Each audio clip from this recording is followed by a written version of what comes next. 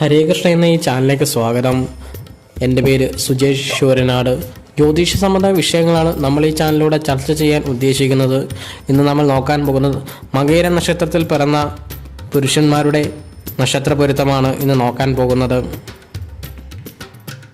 മകയിര നക്ഷത്രം സ്ത്രീയോനി നക്ഷത്രമാണ്, ദേവഗണമാണ്. മകയിര നക്ഷത്രം ഇടവക്കൂറിലുള്ള ആദ്യപാദത്തിൽ ജനിച്ച പുരുഷന്മാരുടെ പൊരുത്തമാണ് ഇന്ന് നമ്മൾ നോക്കാൻ പോകുന്നത്. തിരുവാതിര എടുക്കാം, പുണർദം എടുക്കാൻ പറ്റില്ല, കാരണം മുന്നാളാണ്. കർക്കിടകം രാശിയിലുള്ള പുണർദം കാല് പൂയം ആയില്യം എടുക്കാൻ പറ്റില്ല, കാരണം മൂന്നാംകൂറാണ്. ചിങ്ങൻ രാശിയിലുള്ള മകം പൂരം ഉത്രം കാല് എടുക്കാൻ പറ്റില്ല, കാരണം അതിൻ്റെ അധിപന്മാർ തമ്മിൽ ശത്രുക്കളാണ്. അതായത് സൂര്യനും ശുക്രനും ശത്രുക്കളായതുകൊണ്ട് നമ്മൾ ഒഴിവാക്കുന്നു. കന്നി രാശിയിലുള്ള ഉത്രം മുക്കാല് എടുക്കാൻ പറ്റില്ല, കാരണം ഓപ്പോസിറ്റ് യോനി ആയതിനാൽ ഒഴിവാക്കുക. ഈ ഓപ്പോസിറ്റ് യോനി വരുന്നതുകൊണ്ടുള്ള പ്രശ്നം ഞാൻ മുമ്പും പറഞ്ഞിട്ടുണ്ട്. ദാമ്പത്യ സുഖക്കുറവുണ്ടാവും. അതുകൊണ്ട് തന്നെ കഴിവതും ഒഴിവാക്കുക. പിന്നെ ഏജ് ഓവറായിട്ടുള്ളവർക്കൊക്കെ എടുക്കാവുന്നതാണ്.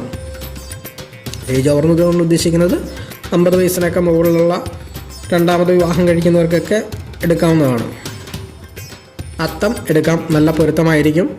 ചിത്ര എടുക്കാൻ പാടില്ല, കാരണം അനുജന്മ നക്ഷത്രമാണ്. തുലാൻ രാശിയിലുള്ള ചിത്ര ചോതി വിശാഖം മുക്കാല് ഒഴിവാക്കുക, കാരണം അഷ്ടമഷഷ്ടമാണ്.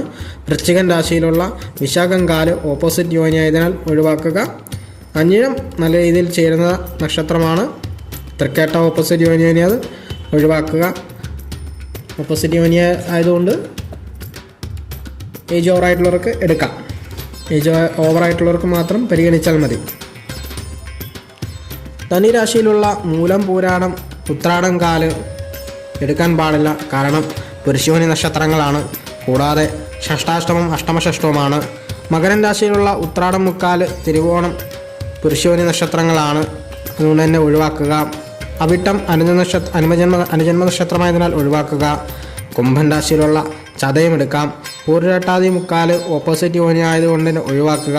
മീനൻ രാശിയിലുള്ള പൂരുട്ടാതി കാല് ഉത്രട്ടാതി രേവതി ഈ നക്ഷത്രങ്ങൾ എടുക്കാൻ പാടില്ല, കാരണം മൂന്നാംകൂറാണ്. മേടൻ രാശിയിലുള്ള അശ്വതി ഭരണി ഓപ്പോസിറ്റ് യോനി ആയതുകൊണ്ട് ഒഴിവാക്കുക. കാർത്തിക മുന്നാളായതുകൊണ്ട് ഒഴിവാക്കുക. രോഹിണി നല്ല രീതിയിൽ ചേരും, എടുക്കാവുന്നതാണ്. ഈ നക്ഷത്രപ്പൊരുത്തമില്ലാതെ വിവാഹം കഴിച്ച് തമ്മിൽ തല്ലും വഴക്കമായി കഴിയുന്നവർ ഒട്ടും ഭയപ്പെടേണ്ട ആവശ്യമില്ല. അവരവരുടെ ധർമ്മദേവതയ്ക്ക് വഴിപാട് ചെയ്യുക. അതോടൊപ്പം തന്നെ ഗുരുവായൂരപ്പന് വഴിപാട് കഴിപ്പിക്കുന്നതും കൊടുങ്ങല്ലൂർ തിരുവഞ്ചിക്കുളം മഹാദേവ ക്ഷേത്രത്തിൽ ദമ്പതി പൂജ കഴിപ്പിക്കുന്നതും യക്ഷമിക്ക് പൂജ കൊടുക്കുന്നതും ഒക്കെ വളരെ ഗുണകരമാണെന്ന് അറിയുക. എല്ലാ മാന്യ പ്രേക്ഷകർക്കും നന്ദി, നമസ്കാരം. ലൈക്ക് ചെയ്യുക, സബ്സ്ക്രൈബ് ചെയ്യുക, ഷെയർ ചെയ്യുക. നിങ്ങളുടെ വിലയേറിയ അഭിപ്രായങ്ങളും കമൻറ്റിൽ രേഖപ്പെടുത്താൻ മറക്കണ്ട.